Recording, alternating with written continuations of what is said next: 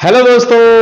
आज मैं आपका हाल नहीं पूछूंगा, आज मैं हाल पूछूंगा आपके पेपर का। तो कैसा हुआ?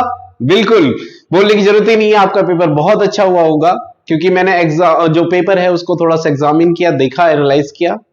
पेपर को कहेंगे हम थोड़ा सा इजी टू मॉडरेट ही कहेंगे, ठीक है। एक टफ पेपर नहीं है, थोड़ा कंसेप्चुअल था। हाँ ये था, थिंकिंग एबिलिटी ज्यादा थी, कैलकुलेशन कम थी इस पेपर के अंदर। यानी ये पेपर टाइमली पूरा हो सकता था अगर आपने पढ़ाई की है। और पीवाईक्यूज, जी हाँ, पीवाईक्यूज बहुत इंपॉर्टेंट थे इस क्वेश्चन पेपर के लिए। पीवाईक्यूज थे ना, वो बहुत इंपॉर्टेंट थे, ठीक है। तो आज हम पेपर के सॉल्यूशन करने वाले हैं। आज साइंस पोर्शन पूरा कंप्लीट कवर करेंगे हम। बिल्कुल जो हमारे सॉल्यूशन होंगे एकदम वेरीफाइड होंगे। अगर कोई क्वेश्चन में डाउट होगा तो बता देंगे आपको, हम गलत इंफॉर्मेशन बिल्कुल नहीं देंगे आपको कि आप गलत कैलकुलेशन कर लो, आप गलत एक्सपेक्टेशन कर लो अपने रिजल्ट के साथ, ठीक है। तो चलिए स्टार्ट करते हैं आज साइंस पोर्शन। मेरे पास जो एफ पेपर है, एफ सेट आया हुआ है, ठीक है, पेपर 2 का। तो चलिए स्टार्ट करते हैं, हम साइंस पोर्शन पहले कर रहे हैं पहले, ठीक है। ओके, तो फर्स्ट क्वेश्चन क्या है? Which of the following statement are true regarding the function of bile juice. देखो बाइल जूस कौन सीक्रेट करता है? बाइल जूस सीक्रेट होता है हमारे लीवर से, ठीक है, इन ह्यूमन डाइजेस्टिव सिस्टम। तो इसके क्या क्या फंक्शन है? तो कह रहा है कि it makes the partially digested food coming from the stomach alkaline. बिल्कुल, जो बाइल जूस होता है उसका पीएच जो होता है ना, बाइल जूस का जो पीएच होता है वो होता है 7.4 के अराउंड। मतलब ये थोड़ा बेसिक नेचर का होता है, ठीक है। तो ये एल्कलाइन का मतलब होता है बेसिक, ठीक है। तो जो खाना आएगा उसको क्या कर देगा? ये बेसिक कर देगा ये, ठीक है। Next, it helps the digestion of food. बिल्कुल सही बात है, डाइजेशन ऑफ फैट्स। हाँ, बाइल जूस का एक फंक्शन और होता है, ये जो फैट्स होती है, ठीक है, उसको ये क्या करता है? डाइजेस्ट करता है। समझ के? ओके, तो इसका आंसर क्या होगा बेटा? ये ए भी ठीक है और बी भी ठीक है। ओके, तो A and B, both A and B are true, इसका सही आंसर होगा, ठीक है। नेक्स्ट करते हैं हम।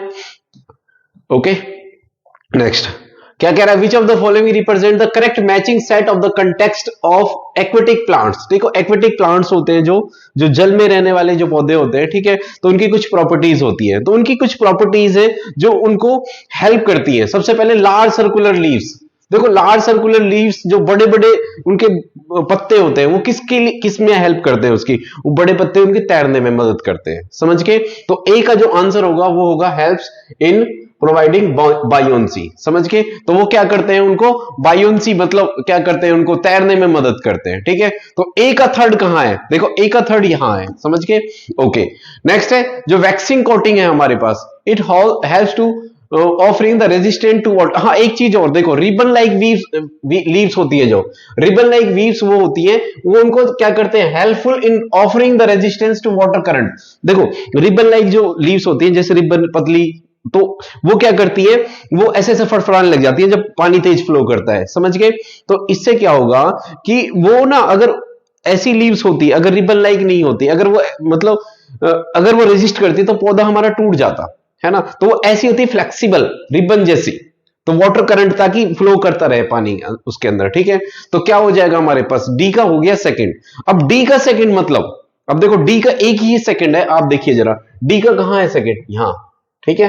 डी का एक ही सेकंड, आप ऑप्शन में भी देख सकते हो, यहां पे भी नहीं है, यहां पे भी नहीं है, यहां पे भी नहीं है। तो अल्टीमेटली आंसर क्या हो जाएगा? ये हो जाएगा, ठीक है। तो हमेशा ना जब क्वेश्चन को सॉल्व करते टाइम तो आप देख लिया करो, अगर एक सही बिल्कुल जिसमें आप निश्चिंत है कि उसका आंसर यही है, तो आपको बाकी ऑप्शन देखने की जरूरत नहीं है। मैंने देखा डी का सेकंड, यस ये आंसर ठीक है, ठीक है। और ए का मैंने थर्ड बता ही दिया कि वो क्या करता है? हेल्प्स इन प्रोवाइडिंग बायोन्सी, उनको तैरने में मदद करता है, फ्लोटिंग में करता है। बाकी सारे फंक्शन आप इसके अकॉर्डिंग मैच कर लीजिए, ठीक है। नेक्स्ट है, तो इसका आंसर थर्ड हो गया, ठीक है। नेक्स्ट हमारे पास आगे चलते हैं। यस, कह रहा है जो निक्रोम है हमारे पास, ठीक है, nichrome is use as heating element is device like heater, toaster and electric geyser. बिल्कुल मैंने कराया भी था ये आपको निक्रोम के लिए, ठीक है।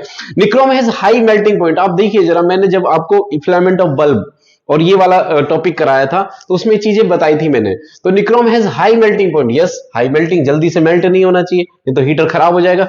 एंड लो रेजिस्टिविटी, नहीं ये गलत है, हाई रेजिस्टिविटी होगी। देखो हाई रेजिस्टिविटी होगी तो ज्यादा हीटिंग इफेक्ट होगा, आई स्क्वायर आर टी। समझ गए?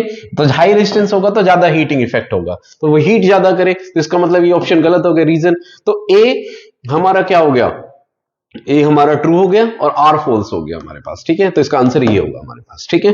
नेक्स्ट, ठीक है, इनके इस जो पेन है ना इस पे मत जाना, ये जिन्होंने किया हुआ है, ठीक है, तो इनके गलत भी हो सकता है, ठीक है। नेक्स्ट क्वेश्चन हमारे पास कह रहा है, यस, ठीक है, कह रहा है hormone regulator carbohydrates protein and fat metabolism in our body, it's secreted by gland B.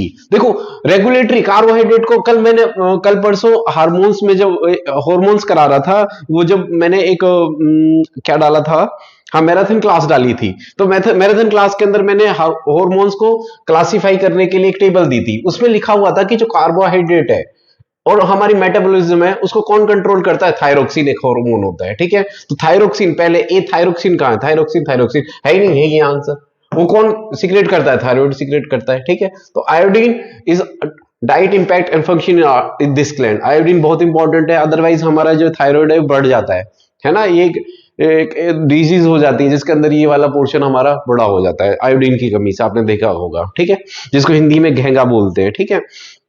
Next, तो इसका आंसर ये हो जाएगा। नेक्स्ट क्वेश्चन है बेटा, कह रहा है, नेक्स्ट क्वेश्चन कह रहा है the following activity is done by the in the class 7th, ठीक है, students are given 4 iron bar out of the which 2, देखो 4 आयरन रोड दी थी, मतलब हमें नहीं पता कौन सी आयरन की कौन सी बार मैग्नेट है इसमें, ठीक है, ओके, तो बच्चे को बताना है इसके अंदर, ठीक है। कह रहा है bar magnet, they are asked to identify the bar magnet, बताना है कौन सी आइडेंटिफाई है, which of the following process skill can be promoted through इस एक्टिविटी। देखो सबसे पहले बच्चा क्या करेगा, सबसे पहले ऑब्जर्वेशन करेगा, सबसे पहले देखेगा भाई, ऑब्जर्व करेगा, दूसरा क्लासिफिकेशन, क्लासिफाई भी करना है उसको कि कौन सी बार है कौन सी आयरन रोड है, दूसरा इन्फर्मिंग, बिल्कुल सही बात है, इन्फर्म करना पड़ेगा उसको, निष्कर्ष भी निकालना पड़ेगा, इन्फर्मिंग है ही नहीं कहीं और, समझ गए, तो ये सारे ऑप्शन गलत हो जाएंगे, ये वाला ऑप्शन बिल्कुल क्या होगा, ठीक होगा इसमें, समझ में आया। तो उसको निष्कर्ष भी निकालना है कि भाई कंक्लूजन भी देना है कि हाँ ये आयरन रोड है ये हमारे पास, और ये वो आयरन रोड है ये हमारे पास बार मैग्नेट है, ठीक है। नेक्स्ट क्वेश्चन हमारे पास, ओके भाई चल, कह रहा है which of the following has the most scope on promoting art integrating learning in science, ठीक है, तो आर्ट इंटीग्रेटिंग बच्चे को बताना है, आर्ट भी, बच्चे आर्ट भी सीखे थोड़ा सा, है ना, और क्या करे आर्ट इंटीग्रेटेड लर्निंग, तो बच्चे को क्या दे हम, देखो जनरल तो राइटिंग होते हैं जनरली, ठीक है, जनरल्स होते हैं जो पेपर रिसर्च पेपर होते हैं, तो ये तो होगा नहीं इसके अंदर, समझ गए, तो बच्चे को क्या दे, यस प्रोजेक्ट और पोर्टफोलियोज बनाने को दो, तो बच्चे क्या करते हैं उसको भाई सजाते हैं अच्छे से, आपने भी प्रोजेक्ट बनाए होंगे कभी, ठीक है, तो आपने पोर्टफोलियो प्रोजेक्ट्स वगैरह ये सारे अच्छे से बनाए होंगे, तो इसका आंसर क्या होगा, ये हो जाएगा बेटा, समझ के। नेक्स्ट, प्रोजेक्ट्स एंड पोर्टफोलियो में अपनी आर्ट दिखाते हैं वो ज्यादा बच्चे, ठीक है। नेक्स्ट क्वेश्चन है आगे, कह रहा है which of the following should not be the purpose of open book assessment.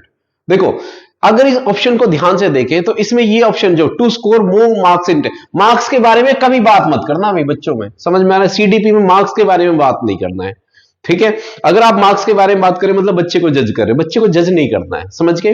तो ऑप्शन जब भी मार्क्स से रिलेटेड आ जाए तो वो बिल्कुल क्या हो जाएगा हमारे पास, वही आंसर क्या होगा, ये नेगेटिव आंसर है हमारे पास, ठीक है। तो बाकी सब देखना बच्चे को ग्रोथ के लिए, to give the opportunity to explore the book, बिल्कुल सही बात है, to reduce the fear of assessment, बिल्कुल सही बात है, ठीक है। आंसर क्या होगा, ये हो जाएगा इसका।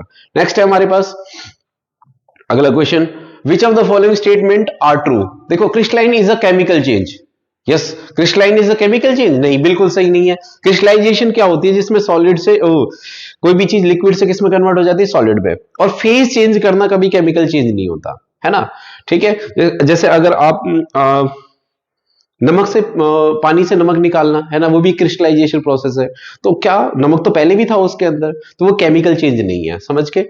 तो ये गलत हो गया हमारे पास, तो एक गलत हो गया, ए तो जो है ए वाले काट दो पहले, तो ये देखा करो साथ साथ ही। फोटोसिंथेसिस केमिकल चेंज, यस बिल्कुल सही है, बी ठीक है, तो बी वाले ठीक होंगे सारे, ये ठीक हो सकता है, ये ठीक, ये गलत हो जाएगा हमारे पास, ठीक है, बी नहीं है इसमें। Ripen ripening of fruits are physical change, नहीं फिजिकल चेंज नहीं है, सी वाला गलत हो गया, ये केमिकल चेंज है, क्यों, इरिवर्सिबल है, एक बार अगर फ्रूट पक गया तो वापस थोड़ी ना हो सकता है, वो अलग उसकी केमिकल प्रॉपर्टीज भी चेंज हो जाएंगी। फर्मेंटेशन ये केमिकल है, बिल्कुल सही बात है, डी बिल्कुल सही है, डी और में है ही नहीं, डी इसमें है, फिर समझ के आंसर क्या हो जाएगा, बी एंड डी बिल्कुल सही आंसर है। क्लियर है बेटा। Next, okay, children of all age am group variety ideas में विच में different from the science scopes. Okay, अब क्या कह रहा है, which of the following statement are true regarding this ideas, ठीक है। सबसे पहले these ideas are usually stable, नहीं स्टेबल तो नहीं होंगे। बच्चों के कुछ भी, कोई कुछ भी सोच सकता है भाई, आपका बच्चा मेरा बच्चा कुछ अलग भी सोच सकता है ना। क्लास में 30 बच्चे पढ़ते हैं, सबके आइडियाज अलग अलग हो सकते हैं।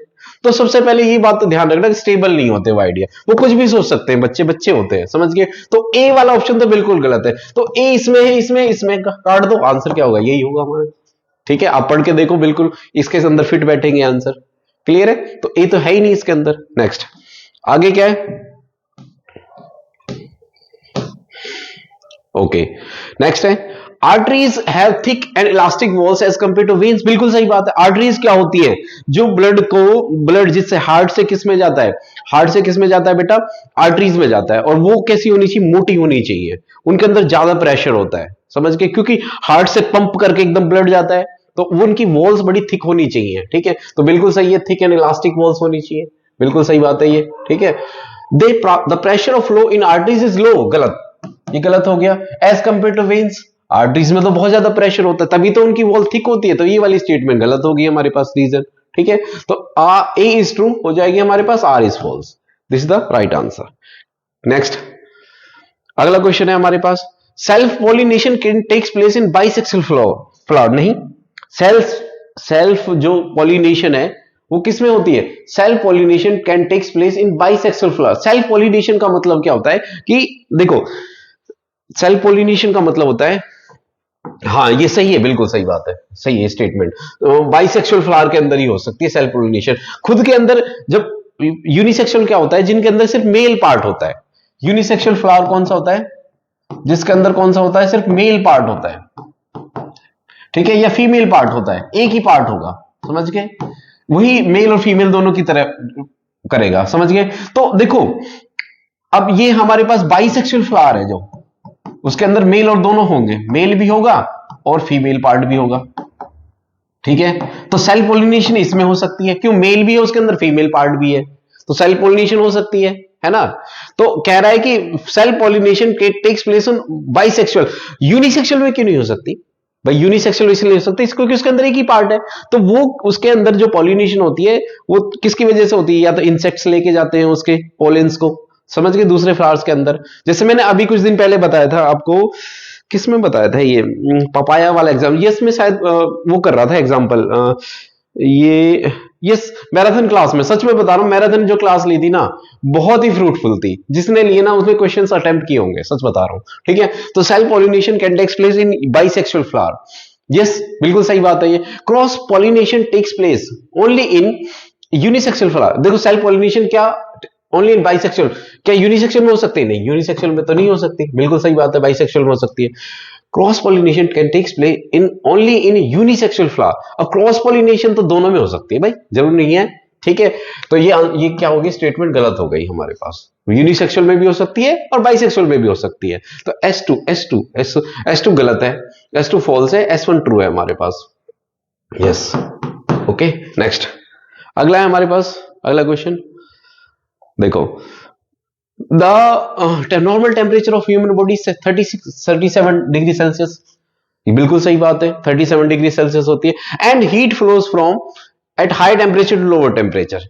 ठीक है, हीट हमेशा किस तरफ फ्लो करती है बेटा, हाई टेम्परेचर से लो टेम्परेचर की तरफ फ्लो करती है। अच्छा, बॉडी का जो टेम्परेचर है बेटा वो 37 डिग्री सेल्सियस है, ये तो एक कैसे वेरीफाइड है, ये एक इनफर्ड है ना। और हीट कैसे फ्लो करती है, from high temperature to lower temperature, ये भी एक इनफर्म है, ये भी एक प्रूफ है, एक निष्कर्ष है। हीट हमेशा किस तरफ फ्लो करती है बेटा, हाई टेम्परेचर से लो टेम्परेचर की तरफ फ्लो करती है, तो दोनों इनफर्म है, S1 and S2 both are infirm. मेरे अकॉर्डिंग ये होना चाहिए इसका आंसर, ठीक है ओके। बाकी देखते हैं सीबीएसई क्या मानती है इसको, okay.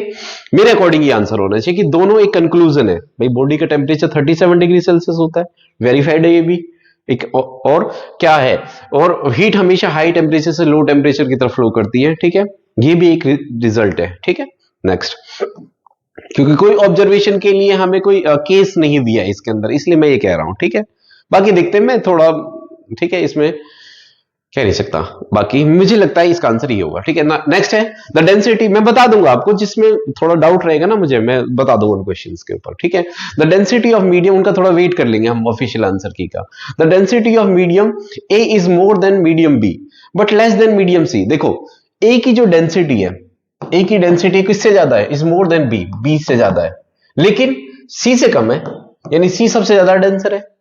In which the sound travels fastest, देखो जो स्पीड ऑफ साउंड है वो डेंसिटी, अगर बात करें पी बाय डेंसिटी, डेंसिटी की इनवर्सली प्रोपोर्शनल, जिसकी डेंसिटी ज्यादा उसमें वेलोसिटी कम। तो डेंसिटी सबसे कम किस में है, अब वो कह रहा है फास्टेस्ट ट्रेवल कर रहा है, कब किसकी, बी की, तो बी में सबसे फास्ट ट्रेवल करेगा। डेंसिटी इनवर्सली प्रोपोर्शनल, जिसकी डेंसिटी कम उसकी वेलोसिटी ज्यादा, तो B is the right answer. Okay next आगे हमारे पास While ice melts at 0 degree Celsius its temperature, देखो 0 डिग्री सेल्सियस फिक्स कह रहा है वो, 0 डिग्री सेल्सियस पे आइस पे से क्या करती है, 0 डिग्री सेल्सियस आइस रहती है, उसके बाद वो मेल्ट होके क्या होती है, 0 डिग्री सेल्सियस वाटर बनती है। समझ के ये ध्यान रखना, उसके बाद उसका टेम्परेचर बढ़ता है, पर पहले वो 0 डिग्री सेल्सियस से 0 डिग्री सेल्सियस वाटर में जाती है। क्लियर है बेटा, जिसको इक्विलिब्रियम स्टेज बोलते हैं।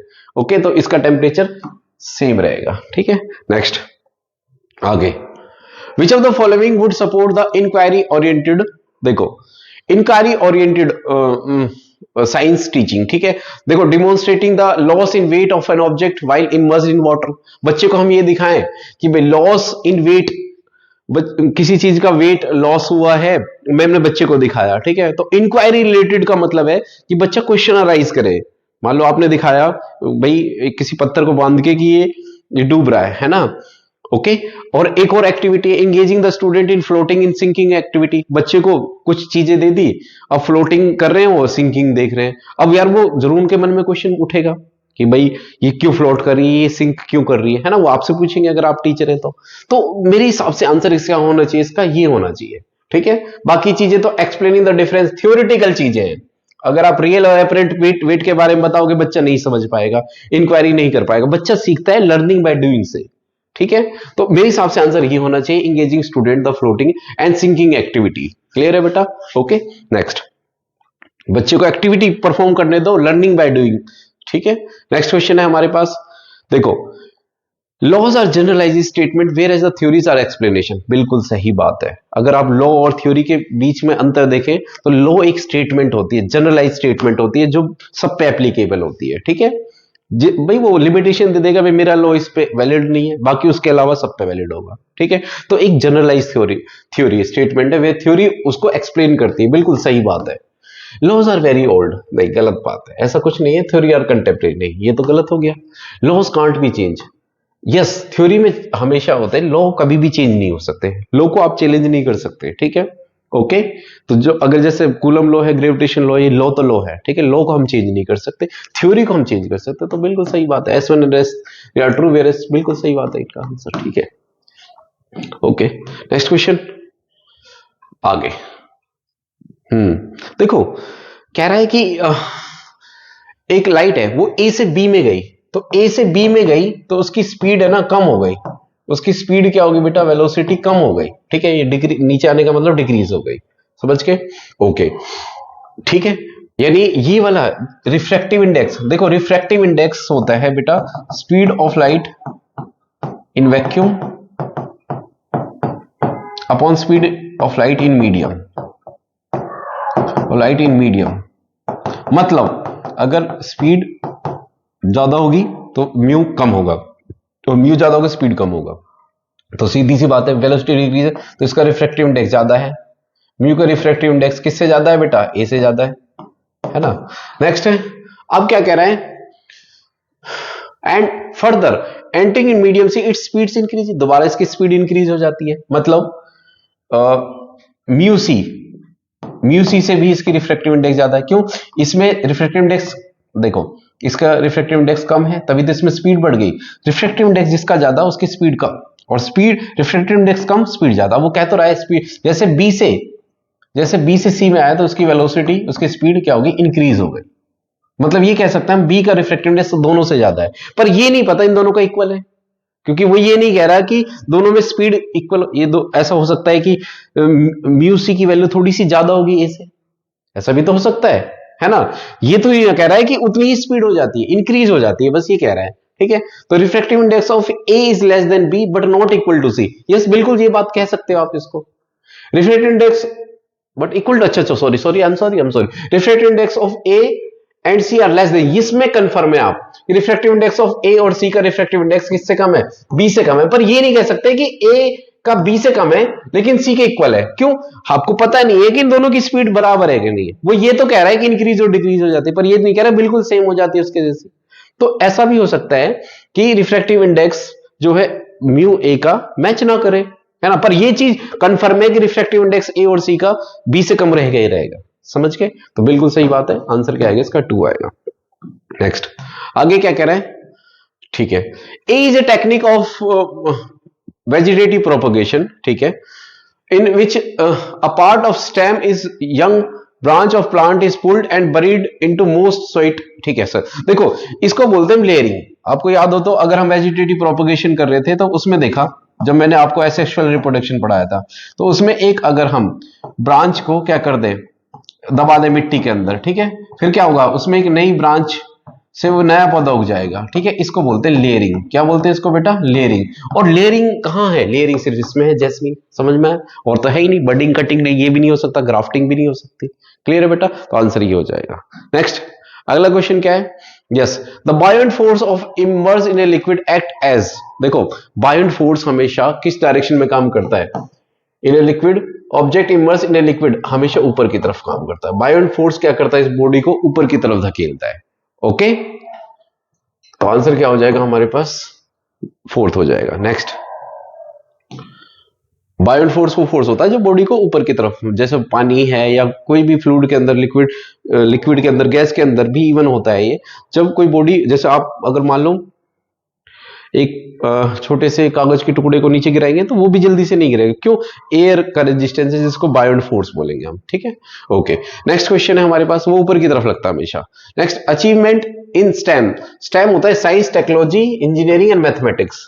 रिलेटेड कोर्सेज क्या है? Science, technology, engineering, mathematics. Related courses influence by gender? नहीं, कोई जेंडर से कोई मतलब नहीं है इसका। भाई देखो, सबसे पहली बात ना, जो चीज बच्चे में डिफरेंशिएशन करे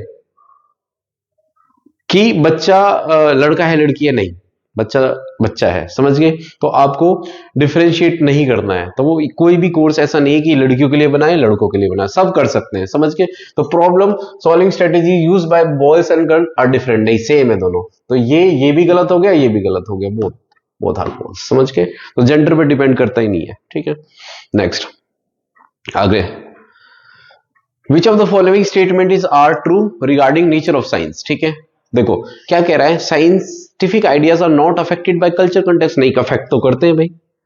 अब जैसे साइंस, इंडिया में अलग कल्चर है साइंस को समझने के लिए, ठीक है, साउथ में अलग कल्चर है।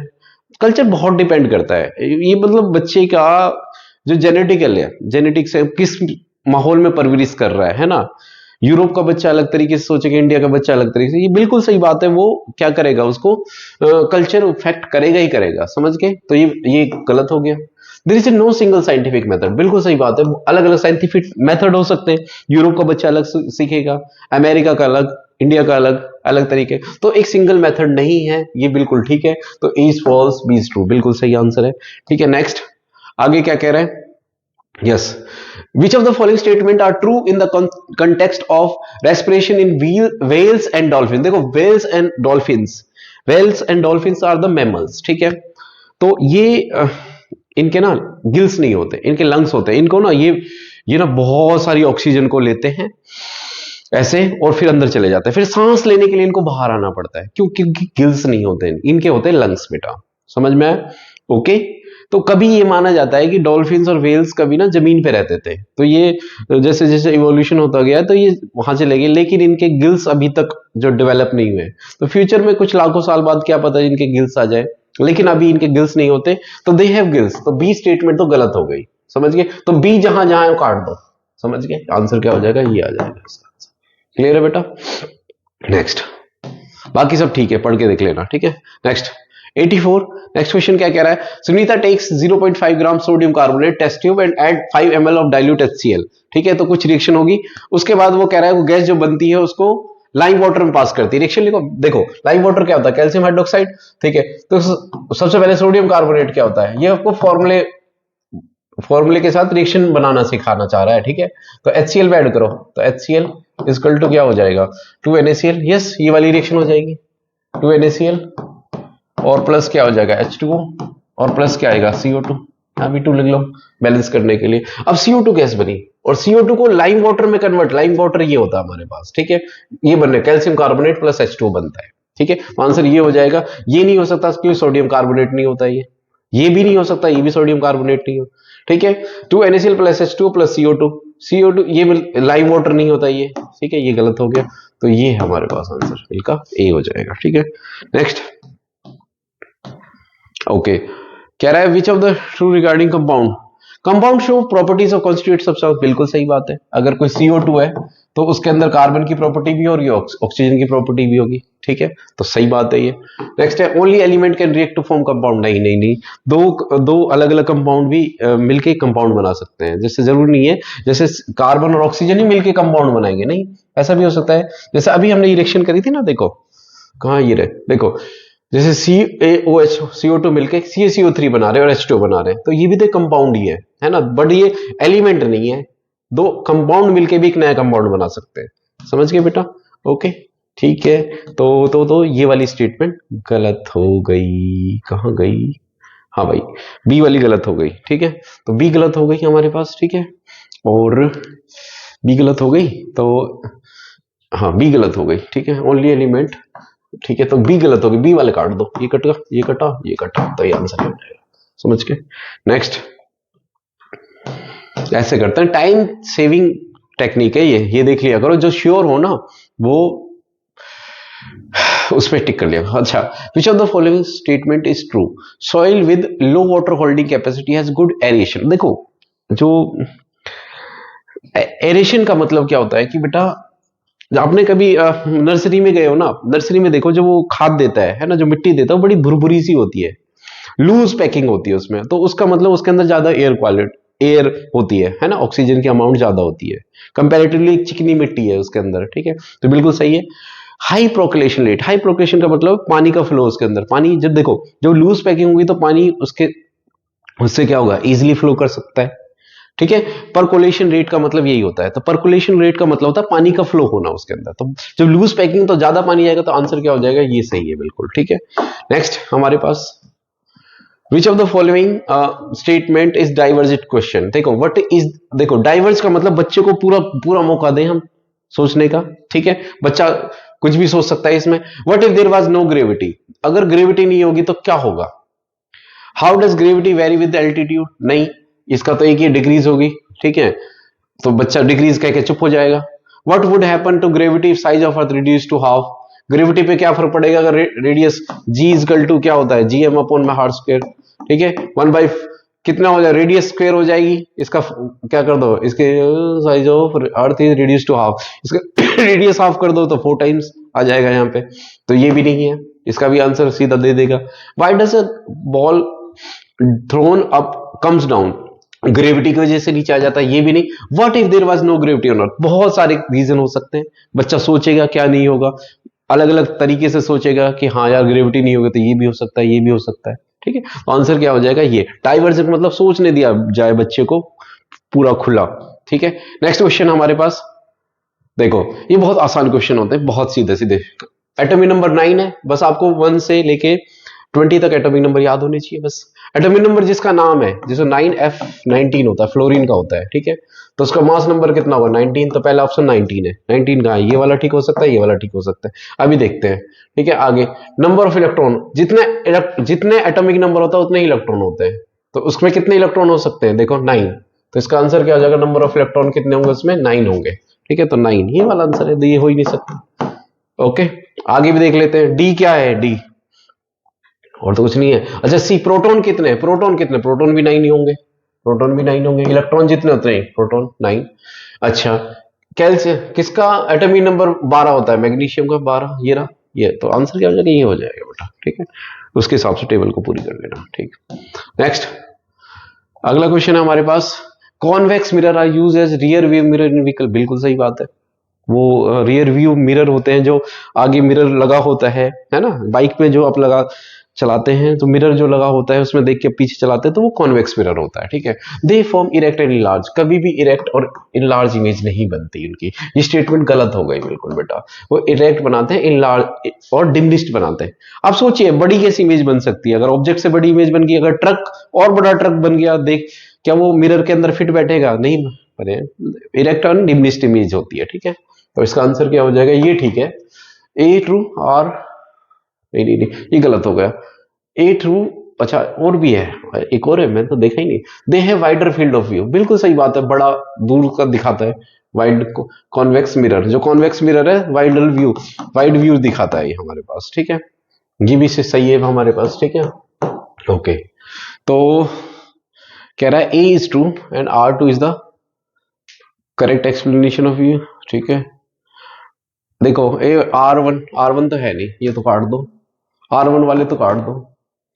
ट्रू R1 R2, नहीं R1 वाले काट ही दो, ये आंसर आ जाएगा इसका, ठीक है। Okay yes. हाँ ये बता रहा था मैं, वाइडर व्यू का मतलब आपने देखा होगा ना, देखो सोसाइटीज के अंदर एक ऐसा मिरर होता है जो यहाँ से और ऐसे जाते हैं, या बड़ा सा मिरर लगा होता है, ठीक है। वाइडर व्यू वो अगर आप यहाँ से आ रहे हो ना, वो इसलिए लगाया जाता है कि यहाँ से आ रहे हो तो आपको सारा इधर का व्यू भी दिखाई दे, इधर का व्यू भी दिखाई दे। ऐसे होता है ना कौन के मिरर, ऐसा वाइडर व्यू मतलब इधर की भी लाइट रिफ्लेक्ट होकर इधर भी जा सकती है, इधर भी जा सकती है, इधर भी जा सकती है, ठीक है। तो ये वाइडर व्यू दिखाता है, समझ के? सही है, ये ऑप्शन ठीक है।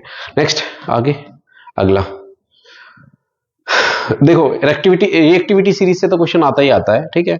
इसमें तो कोई हैरानी की बात है नहीं। एक्टिविटी सीरीज लिख लो। क्या बताया था? काशीनाथ से कातिया मांगे, ऑल जमीन, फिर पंजाब हरियाणा। उन्होंने कहा कौन है जी आगे आओ, कौन है जी आगे आओ। ये हमारा कॉपीराइटेड ट्रिक है ये, ठीक है। तो ये रिएक्टिविटी सीरीज को याद करने का तरीका है। Zinc is more reactive then iron. कहाँ है जिंक? हाँ है जिंक। यस ज्यादा रिएक्टिव है, ऊपर वाले ज्यादा रिएक्टिव है, नीचे वाले कम रिएक्टिव है, ध्यान रखना, ठीक है। ऊपर वाले ज्यादा रिएक्टिव, नीचे वाले कम रिएक्टिव है, but less than reactive than aluminium. बिल्कुल सही बात है, बिल्कुल सही बात है, बिल्कुल सही बात है, ठीक है। अच्छा ट्रू बोल रहा है, एक से ज्यादा भी हो सकते हैं। Is are sodium is more reactive than potassium. Sodium is more reactive, नहीं नहीं ये गलत है। And calcium, sodium is less reactive, sodium कम रिएक्टिव है पोटेशियम और कैल्शियम से, ठीक है। सोडियम ये ध्यान रखना, sodium is more reactive than calcium, calcium से तो ज्यादा है बट पोटेशियम से नहीं, ठीक है। तो ये गलत हो गया, समझ के? तो aluminium is more reactive then magnesium, aluminium is more reactive then magnesium, नहीं मैग्नीशियम ऊपर है, ये भी गलत हो गया। तो only A is the right answer, ठीक है। खत्म हुए? ओके कैसा? तो बताओ मुझे कितना स्कोर हुआ आपका। ओके आप मुझे कमेंट सेक्शन में बताओ कितना स्कोर हुआ आपका, और मुझे उम्मीद है आपका अच्छा स्कोर बना होगा, आप पास कर पाएंगे। और मैथमेटिक्स पोर्शन है वो मैं कल डाल दूंगा, ठीक है। अभी काफी रात हो चुकी है, ठीक है, मुझे घर जाना है। तो प्लीज बेटा, हमने आपके लिए इतनी मेहनत की है, आप चैनल को लाइक और सब्सक्राइब शेयर करें अपने दोस्तों के साथ, दूसरों को बताएं कि ये आंसर की सर ने रिलीज किए हैं, अपने आंसर मैच कर लीजिए आप, ठीक है। और चैनल को लाइक सब्सक्राइब शेयर करें अपने दोस्तों के साथ। Thank you.